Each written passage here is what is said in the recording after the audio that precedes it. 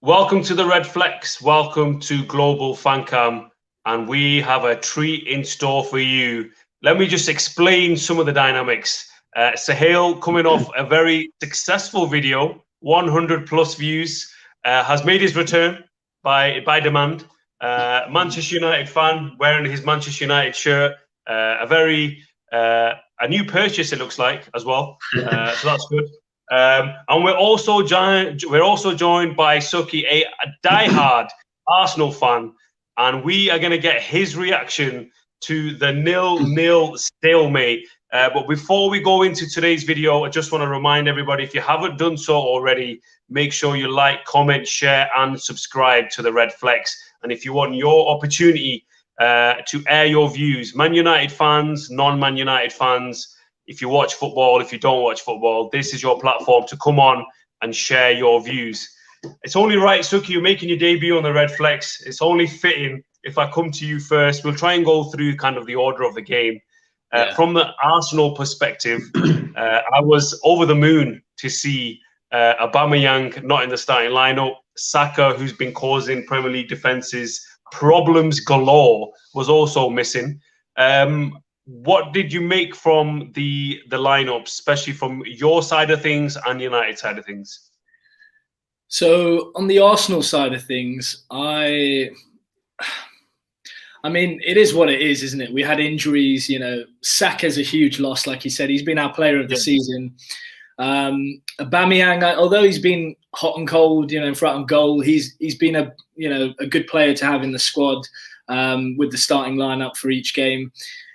And then I was saying, earlier, Tierney, not having him in the squad was a big miss. I think in terms of what we put out, really it was probably the best we could. Cedric left back, Martinelli, he's not ready. He's probably. A lot of Arsenal fans seem to be in love with Martinelli. They thought that he was the Messiah when you were on that rotten run. The Messiah. No, but a lot of Arsenal fans were thinking, "Oh, it's just because we don't have Martinelli." I think he's a good player. I think he was linked to United as well, but surely he's not that, that main piece of the jigsaw. Now, you know what? Well, firstly, you chose the right club to join, but I mean, in terms debatable. Very debatable. In terms of today, he's coming back from an injury. He's not fully fit. It shows because we got a half out of him, and then we had to bring Willian on. But I was really glad to see. I knew he weren't scoring. Yeah, I mean that's another story. I mean, but Willian, I mean, look, as a starting 11, it was the best I could hope for. Given the injuries, United starting 11, I thought was quite strong. Cavani up front, he's obviously a physical presence up in the air. I was a bit nervous seeing David Luiz and Holding up against him, and then obviously with the likes of Rashford on the wing. You brought Martial on as well early on, and I thought he played. He definitely brought some pace into the team, which was difficult for us to mark. But yeah, I mean, given the injuries we had, I wasn't complaining about the team at all. There was probably no one really there other than, I mean, even Martinelli when he started, it was a bit of like, from the Arsenal perspective, is he fully fit? He didn't look it, to be fair, in the game. He looked a bit off the pace. He didn't really have that many moments, and then ultimately, obviously, he got brought off. But there's a few things that I would like to ask you, which I will as we go along in the video today. But very quickly, if we go over to Suhail, from a Man United side of things, I always feel a little bit nervous. I feel a little bit uncomfortable with Pogba being on the wing. I'm not sure what he actually brings playing in that role. For me, I think it's more trying to fit Pogba in somewhere, and surely there's another solution. But Suhail, what did you think of the team? Any surprises for you? Yeah, I kind of agree with you with Pogba. But I think with a big game, Ollie's always going to set up with Fred and McTominay in the middle, which has worked for us a number of times. In terms of the starting lineup, I was pretty happy that Martial was benched. I think he had a pretty poor game against Sheffield.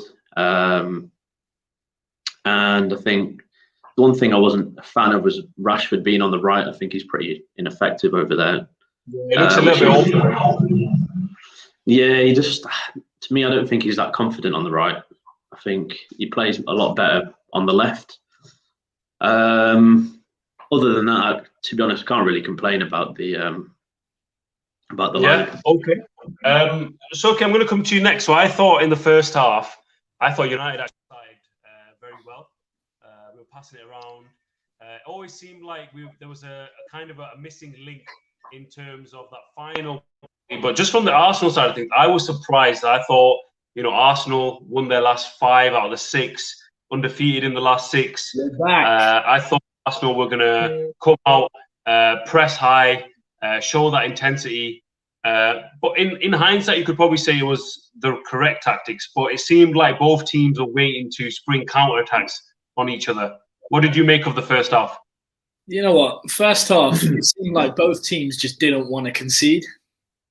It felt really cagey. It felt almost a bit nervous from both sides, particularly when they were going into the final third. One thing I noticed as well, like the amount of players that were like misplacing passes, over the quite long, short passes. Some were just fizzed in. It just seemed a bit cagey to me at the start. I agree, though. I think United had the better half than us the first half. Suhail, in terms of first half, some chances come to mind. I think Leno made a great save from Fred. I don't know what Rashford was doing at the back post. Somehow he had the opportunity to score, but then somehow just decided not to shoot. I don't know not quite sure what happened there. But what did you make of the chances in the first half? Should we have done better? Yeah, I think I agree with Suki, to be honest. I think United were the better side in the first half, where neither side really looked like they wanted to win the game. It was pretty cagey, but the 2 best chances, I think Fred, if he had a bit more power on the shot, I think it would have caused a bit more trouble. And Rashford seemed to forget how to shoot. He had a few chances where he's in a good position, but just sort of decision making was terrible today. If we move to the second half, I know this is the part probably Suki wants to talk about. It was quite clear second half Arsenal were a lot better. Lacazette chance comes to mind. Smith Rowe had a good chance. What did you make of the second half? Because again, I thought United did have chances. Cavani, almost as if it was an open net. Somehow he managed to miss. From an Arsenal point of view, obviously noting on the second half performance, what were your thoughts? Was it a good point for Arsenal? Yeah, it was a good point for Arsenal. I mean, given, like I said, the injury list, given the way we played, particularly the first half, we didn't deserve to win it. I wouldn't say that. So I'd say it was a good point. Second half, we started brightly. I mean, we always tend to do that, but the annoying thing for me is, why don't we start the game like that? Like, why does it take 45 minutes for us to then start getting going? And we started brightly. Lacazette hit the post. Smith Rowe, you were mentioning that. To be honest, I thought the wingers were doing quite well. But again, it's just we have, on our perspective, we had a good 15, 20-minute spell. And then it was kind of back to that sort of slow, lethargic sort of football. United were coming back into it. But again, to be honest, really, did either keeper have to do much in the game? No, I don't really remember much saves, to be fair. Suhail, tell me how Cavani missed that chance and how much of a concern is the attacking kind of output at the moment. Rashford, he can go from one extreme to another. He can look like the next Cristiano Ronaldo, and then you're wondering, does he know how to pass or shoot? Martial, obviously going through a lot of problems. Greenwood, second season syndrome. Fernandes, not firing all cylinders. How much of a concern is that? Pretty big concern, to be honest. If you look at the games we've had against the big 6, we've drawn 4 and we've lost 2 of them. And the last few games, the front line have not done anything really. Rashford, Martial looked like they'd forgotten how to score goals. Cavani's getting in good positions and his movement's really good, but chance he had today, he should have put it away. Yes, to me, it's a bit of a concern. Bruno as well had a quiet game, didn't really show up. Passing was off. Yeah, a little bit of concern, but we've got one quick comment just before we move on. Laps Ramp says, need to get rid of Martial ASAP. How are we going to pile up pressure on Greenwood and Rashford until Martial leaves? If we don't get rid of him, Martial, then 3 will run on our head for next, God knows, 10 years. I think that's definitely something we are going to be concerned about. Just on a side note, away from the game, Suki, can I just ask you a question? Obviously, as I'm hosting the show, I had to do a little bit of research. It's only fitting that I do that. I was just wondering, was your phone on during this game? It was on silent. It was on silent. Yeah. Okay. Am I right in saying then, in previous years, you may have taken a bit of stick from Suhail? I think a little bit of stick is a bit of an understatement, to be fair. I mean, I don't think he shut up for about a week when RVP joined you boys, and like I've got this sort of rule that like when Arsenal are playing Man United, I've got quite a lot of United friends. Suhail's number is getting blocked for that entire night. I'm not listening to any of that. But yeah, no, it was on silent. I got a question for you boys actually. Yeah. Right, here we go. So United, this is now like, well, let's say the second team you've played in, like, let's say the so-called Big Six that have been depleted. Liverpool first, now Arsenal. What do you guys make on that in terms of really taking the game to a big opponent that's, well, structurally weak and coming out of it with 2 goalless draws? Apart from the Liverpool game where we won 3-2. Yeah, but that was FA Cup, wasn't it? Like, I'm on about the league. Still beat them 3-2. Yeah, I think these are games we really should be going for. It's like we're a bit scared to attack and really take a risk, whereas in other games we are taking those risks. And so you know all about risks, don't you? Yeah. You got to be a risk taker in life. Absolutely. One thing that I will add on to that is, I think in previous seasons it shows the development that we're at now, because even as previous years we would never be expected to take any points away from Old Trafford in these big games. But I know what your point is. Obviously, Liverpool were playing 2 defensive midfielders as centre backs. You were missing Saka, you're missing Aubameyang, Tierney, as you've mentioned.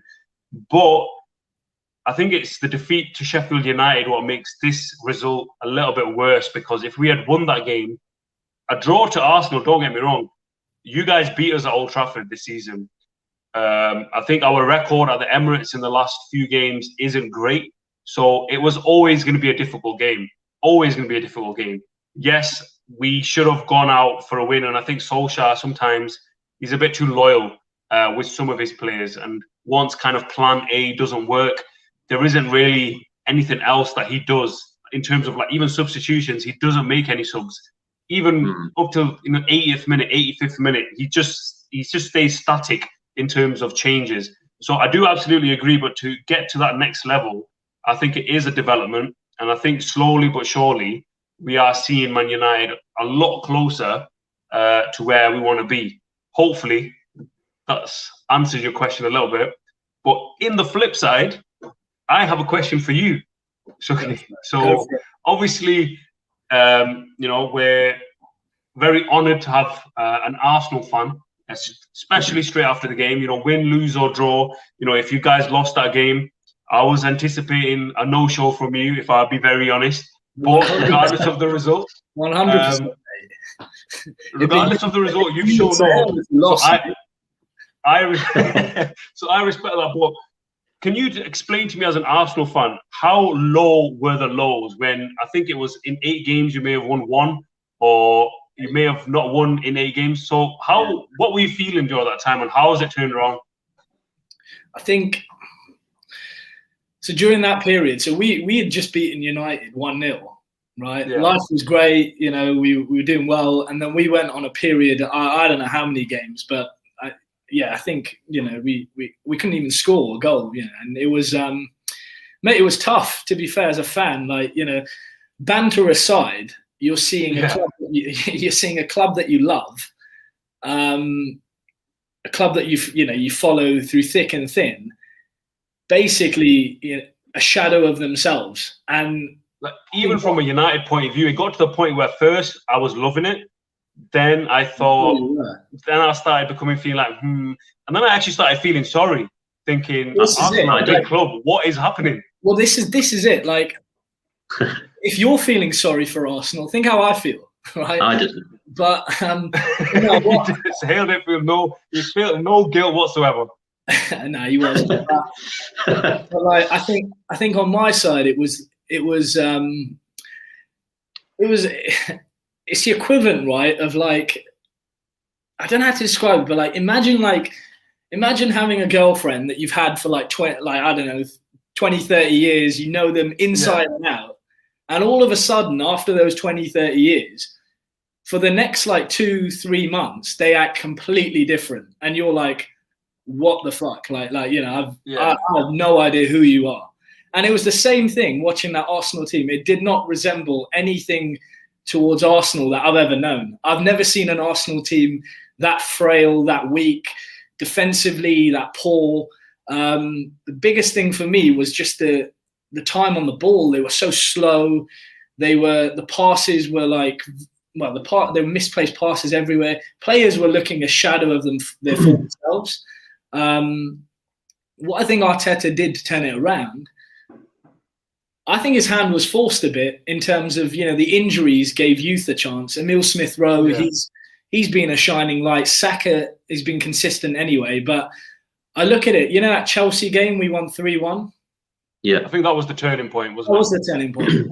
And I think that really proved to probably Arteta, and also I think the fans as well. Because, you can say, oh, this player is great, that player is great. But it really, you know, solidified the fact that these youngsters can actually handle it in the biggest games. You know, you're playing Chelsea, who at the time were near the top. By the way, I think they were only a few points off top of the league. Yeah, I think it was Arteta who was more near the exit door than Lampard at the time. Well, people say that game, had we lost or probably even drawn, that might have been his last game. You know, and since then, I think it's something like we've taken roughly about 17 points from like 21 points. Got a question for you, Suki. Rashil Korpal says, Suki, would you blame Arteta or the team for your poor run of form? It's a good question. It is a good question. The thing is, you play players that are on, like, you know, you put a team out that really should be beating the likes of the teams we played. And some of the performances, I mean, fans are quick to scapegoat Willian, but through that period of time, I'd say bar Saka, Leno, if you want to make a case, everyone else were just poor, you know. And I think you can blame the manager, but there's a certain degree where the players have to take responsibility as well on themselves. Yeah. Playing simple passes, simple positions, it was shocking. But, you know, I think on the flip side, I'll give the players and Arteta a lot of credit as well, because it takes great bottle and great mental strength to come through that period to where we are. I think it helped that there was no crowd, because I think there was a crowd, Arteta would have gone. Well, he would have. If there was a crowd, I don't think Arteta would be in a job. No. Yeah, I think he would have been gone. I give the club a lot of credit as well, because we've always prided ourselves on loyalty. I mean, look at Arsene Wenger, 22 years. Through that period of time, you look at Chelsea right now. You know, Lampard's first bad run of form, really, and they sack him. He's gone. And he's gone, and he is their, you know, arguably him and John Terry, the greatest legends ever. Arteta, really, he's not even an Arsenal legend, really. he's a great player for us, but I wouldn't really say he's. I'd say he's more of a legend for Everton than he was for us. Well, exactly. But we stuck loyal with him, and that's something. Ex-captain, though. Yeah, he is. But I mean, I'm sure Andre Santos in the game as well. But you know. But yeah, I mean, I think that run was tough. It was. You know what? Throughout that run, I stopped enjoying watching football. I really did, because everything was negative. You turn on your phone, you're negative. You look at the pundits; they're all saying negativity about your club. The club itself was at the time a shambles, and I think I'm not getting carried away. By no means are we back and all that. I'm quite level-headed in that respect. I just think we, as Arsenal fans and as a club, we're just taking it game by game, you know, and see where we go ultimately. But yeah, I mean, it was a good 0-0 today for us, given the injuries. But we'll see if that's a good point or a bad point going forward. No, absolutely. Just before we wrap things up today, I'm just intrigued to find out both of you guys man of the match. So I'll start with Suhail. I know obviously it's a 0-0, and to find a man of the match, I think officially Sky Sports give it to David Luiz. I'm not so sure about that one, to be fair. But Suhail, your man of the match? That's a tough one today, because I think there was no one who stood out really. I think Fred for United might have been our best player. I think he had a pretty good game. Tough one. I'm gonna give it Leno for the save against. You're giving it to our Arsenal player, Leno. No, I thought he was. I thought he was decent. If I come to you, Suki, who do you think officially? As I said, David Luiz, who obviously is an example of someone who divides opinion at Arsenal. But who was your man of the match? Oh, to be fair, I was going to say David Luiz, because I thought, mate, I thought he was up there. He won all the headers. He had last-ditch defending. I mean, if we're really going to push it for a United player as well, maybe even Maguire, who made some last-ditch tackles. He blocked that shot from Pepe, which looked like it was going in. Yeah, I've been quite critical of him as well, but I thought he had a good game. But yeah, I mean, on ours, I think for the play that you had in our final third, which was, you know, quite extensive, David Luiz was everywhere, and people forget, you know, he's what, 33. You know, he's not a youngster. He used his experience. He's quite physical in the air. He had to deal with a lot, you know, big bodies in there for corners. Cavani, you know, constantly at him, and I think he did well. Who was yours? I would probably say Luke Shaw again was our best player in terms of. It's Luke Shaw hype, man. Attacking wise, he was our best player.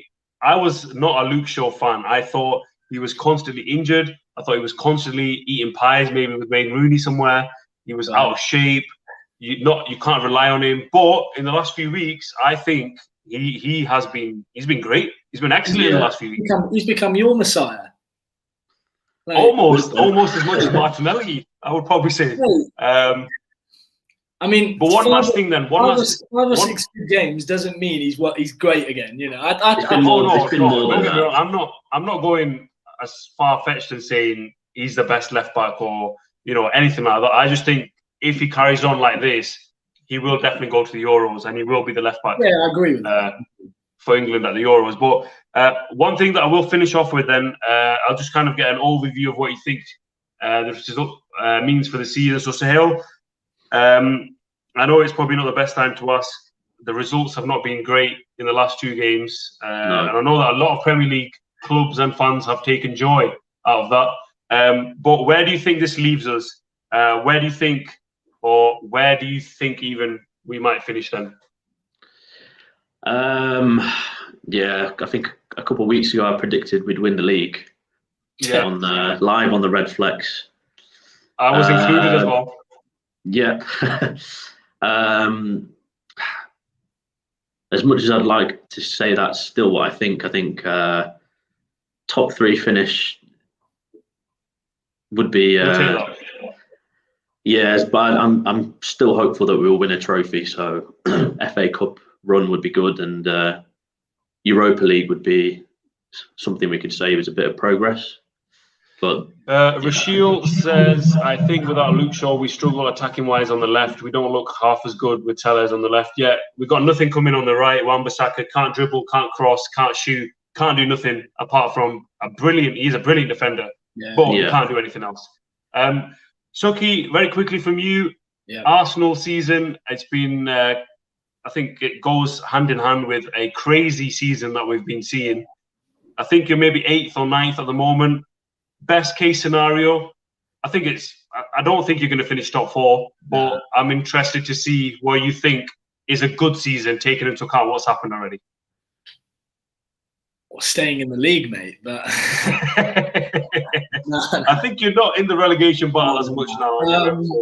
No, in all honesty, I think if we can make a push for a European spot, Europa League, scrape into that, I think, given the troubles we've had, that would be a great season. Whether I think that's realistic, I don't know. Like with this league, you have no idea where you're going to finish. But Europa League place, I think, would be a good season for us. Okay, I think that pretty much wraps it up for today. Big thank you to Suki and a big thank you for Suhail for coming on.